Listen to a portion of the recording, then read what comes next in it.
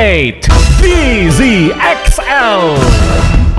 Sa inyo na ang mga nagliliyab, nagbabag at nag-aalab na mga kaganapan sa kasulok-sulukan ng Kalakhang, Maynila, sa loob ng ating bansa at saan mang dako ng mundo. Naglalagablab!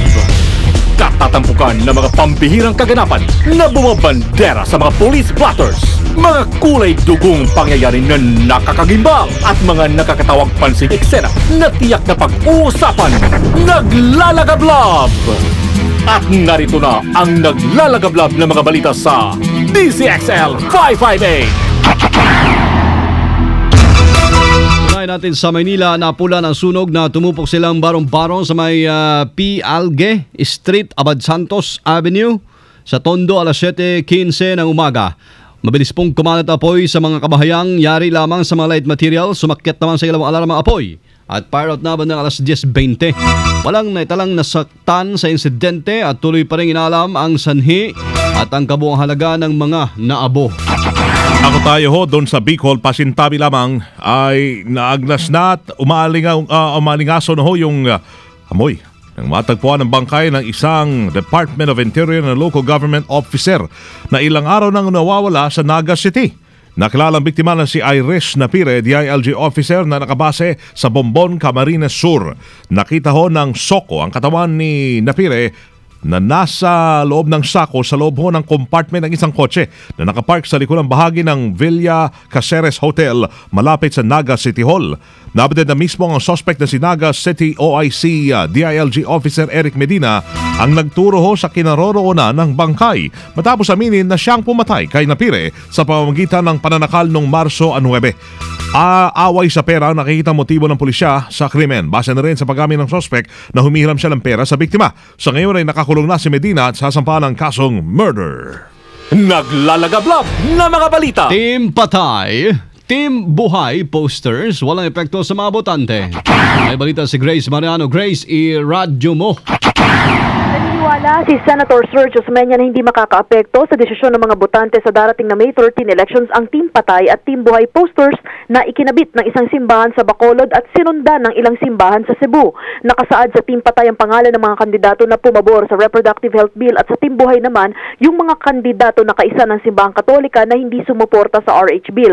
Pero katwiran ni Osmeña, matagal nang patay ang issue ng RH Bill dahil naipasa na ito sa dalawang kapulungan at ngayon isa ng ganap na batas. Maliban dito, lumabas din anya sa pag-aaral na 82% ng mamamayang Pilipino ay pabor sa Reproductive Health Bill. Narito ang pahayag ni Senator Sergio Osmeña. 82% of the country were in favor of the RH Bill. And number two, that will now be considered a dead issue. That was a hot issue only up to the time of the voting. But after the voting, whether it would have won or lost, that would have been a dead issue already. So, trying to dig up old skeletons is not going to help matters any, and I do not think it's going to affect even by 1 or 2% the votes of those who voted in favor of the RH Bill. Yan po si Senator Sergio Osmeña. Kasama mo sa Senado para sa DZXL 558, Grace Mariano, Tatak Oreme.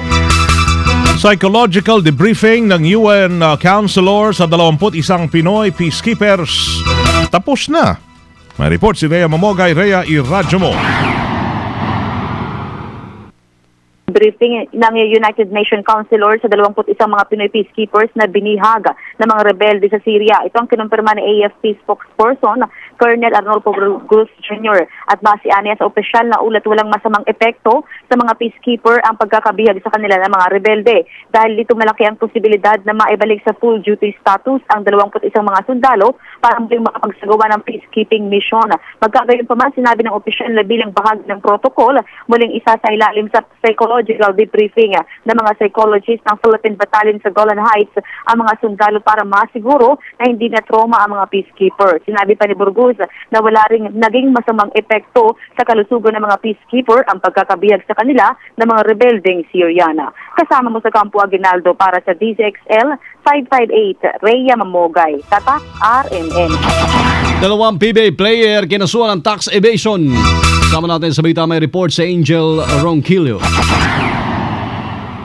Ipinagharap nga ng tax evasion case ang Bureau of Internal Revenue sa Department of Justice ang dalawang manlalaro ng Philippine Basketball Association sa magkahiwalay na reklamong inihain ng BIR kasama sa mga kinasuhan sina Jared Ryan Dillinger at Jim Olmedo Alapag, kapwa manlalaro ng token text ng PBA. Sa investigasyon ng BIR, si Dillinger ay hindi nagpag-file ng kanyang income tax return simula 2008 hanggang 2011 at hindi rin nag-file ng VAT returns mula 2009 hanggang 2012 na isang malinaw na paglabag sa National Internal Revenue Code of 1997. Abot sa 13.37 million pesos ang inahabol ng pamahalaan kay Dillinger. Si Alapag naman ay hindi mo nagbayad ng tamang buwis simula 2007 hanggang 2012 at hindi naghain ng kanyang ITR mula 2007 hanggang 2010. Abot sa 17.8 million pesos ang inahabol na buwis sa mga pamahalaan kay Alapag. Kasama mo sa lungsod ng Maynila para sa DZXL 558, Angel Ranquillo, Tatak, RMN. Dalawahong pulis sa Butuan inagawa ng baril. May report si Ramil Bangyas ng RMN Butuan. Ramil, iradyo nimo. Kasamang wing sa kasalukuyan, may natanggap tayo na report mula sa bulubunduking bahagi ng Barangay Bunbon, Butuan City, na kasalukuyan tinutugis ngayon ng pinagsalim na puwersa ng PNP at ng Philippine Army itong 30 armadong miyembro ng New People's Army na siyang responsable sa pag-agaw ng baril o pagdisarma ng dalawang kagawad ng PNP na kasapi ng Police Station 3 sa Butuan City Police Office. At ayon sa tawag na natanggap natin mula mismo sa nasabing lugar, may mga naganap na palitan ng putok sa dalawang panig ng NPA at ng gobyerno at ayaw na papasukin ng ilang mga sibilyan doon sa lugar. Baka maipit sa nasabing bakbakan na nangyayari ngayon sa kasalukuyan sa may bunduking bahagi ng Barangay Bunbon ng Butuan City. Ito'y sa patuloy na hot pursuit operation ng PNP militar sa matapos agawan ng baril ang dalawang miyembro ng PNP na sina Espioto Kusurata at PO3 Lagari nang magsiserve umano ito ng summon sa umano'y naiulat na illegal logging activity sa nasabing lugar nang biglang harangin ng 30 miyembrong 30 kasapi ng NPA pinadapa at inagawa ng baril at matapos tangayin ang baril ng mga PNP ay agad naman itong pinalaya ng mga rebelde. Kasama ko sa RMN Butuan, Ramil Bangyas, Tatak, RMN. Naglalagablab na mga balita, DZXL, Ulat Palaro. Kasama sa kasagsagan ho ng conclave ay umeksena sa Vatican ng NBA legend na dating Chicago Bulls star na si Dennis Rodman. Akala ko sa Nowhere lang sumi-eksena to. So ito ang kanyang matingkad at bulaklaking jacket nang dumating ito kagabi sa St. Peter's Square. Lain ho ng pagtungo niya doon ay kampanya sana si Ghana Cardinal Peter Turkson na isa sa mga papal contenders at makaharap ng personal ang bagong Santo Papang si Pope Francis. Meron pa nga itong sariling person ng Pope Mobile pero hindi nakarating dahil sa makapal na snow sa Italia. Una rito pinuntahan ni Rodman ang North Korea at nakaharap nito ang Pyongyang leader na si Kim Jong-un na ngayon po itinutuloy na niyang best friends or best friend. Kaya meron na rin, ano? Saan sa?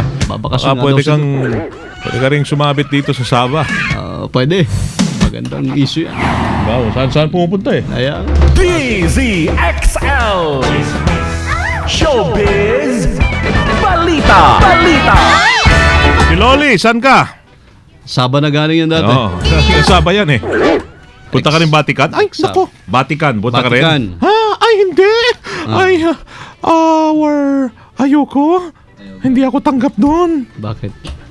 Kasi si Pope Francis ayaw sa same-sex marriage. Diba? Oo, kontra. Hello everybody and every wing. It's me, Loli. Papa talaga. Oo. You're 1.5. May bago na tayong Santo Papa. My story is about, do you know, na mega Crayola raw si Pauline Luna last week nang mag-cruise ang landas nila ng kanyang future son-in-law. Ay, son-in-law. Stepson. Stepson. Oo, si Oyo Boy. Nagkita sila last week. Ang sabi, hindi kwan daw siya. Wala lang. Deadma si Oyo. Si Oyo. Oo, sa kanya nang magkasalubong sila sa studio, sa hallway. Mega, kwan daw si Pauline, greet na greet siya. Hello, Oyo. Hello.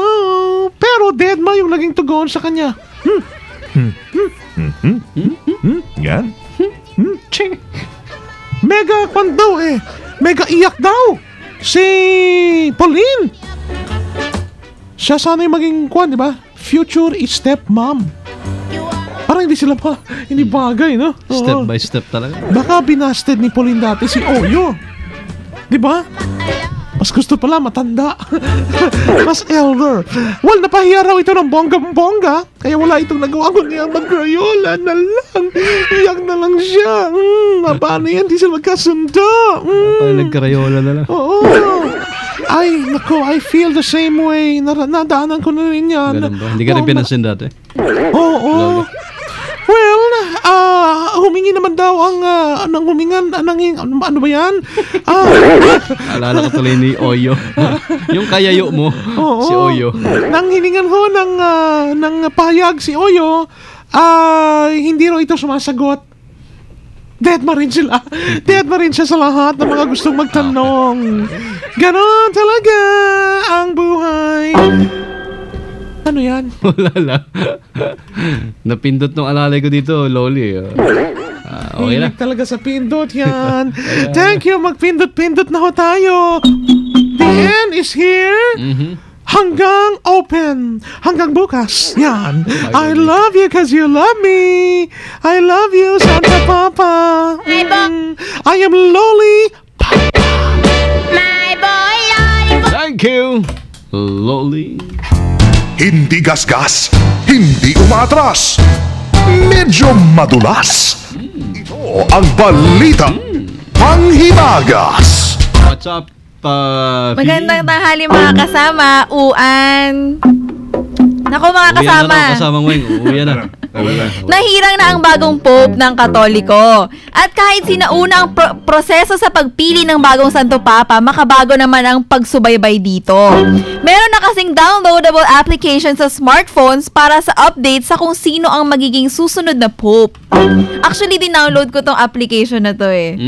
Makikita doon. mo? Ha? Ano makita? Yun, makikita doon ang live na paglabas ng puting usok mula sa chimney ng Sistine Chapel kung saan napili na nga bilang bagong Pope si Buenos Aires, Argentina, Cardinal George Mario Bergoglio na tatawaging Pope Francis. At talagang modern na rin ang pag-reach sa mga mananampalataya dahil inactivate muli ang Twitter account ng Santo Papa na @Pontifex ilang minuto matapos lumabas ang puting usok sa chimney na nasabing chapel sa Vatican. So kung sino yung mga gusto mag-follow kay Pope Francis, Pwede na. Pwede na. Sabi nga niya, ito ang makabagong paraan para ma-reach out niya yung mga kabataan. Tama, young generation, ha? Oo. At yan po ang balitang panghimagas. Candice XL Sin, Won Chong Sin, Washer Phoebe, Tatak Armen. Thank you, Miss Phoebe. Thank you. May pakikarami ka dyan, kasama mo eh? Hindi, wala na. May mga obituary dito. Okay. No? Pakikarami doon sa DLG officer na nailagay sa sako. Nailagay sa nakita. sako. Namin naman nung hindi niya pinautang. Sa hotel pa? Oo. Sikat yan. Villa Caceres, di ba? Bueno mga kasama, tuloy po ang Batay OFW. Ayan, tuloy ho yun. Tuloy ho yan. Dire-diretsong mga naglalagablab na balitang Tatak RMN ang inyo pong napahinggan dito pa rin sa DCXL 558. Takali ho tayo ng Huwebes na 14 ng Marso 2013. Kasama nyo ho, Serbisyo Publiko from the province of Occidental Mindoro. Mabuhay, ako si Buddy Obera. And from the city of Zambo, Eliezer Primo Hermano Weng de la Peña. At kami po ay Tatak RMN. Subaybay ang nalilang ng mga pinakahuling kaganapan sa Kalakang, Maynila, sa ating bansa at saan mang dako ng mundo. Naglalagablab! Dito lamang sa Unang Pihit, DZXL 558, ang bagong kasama mo!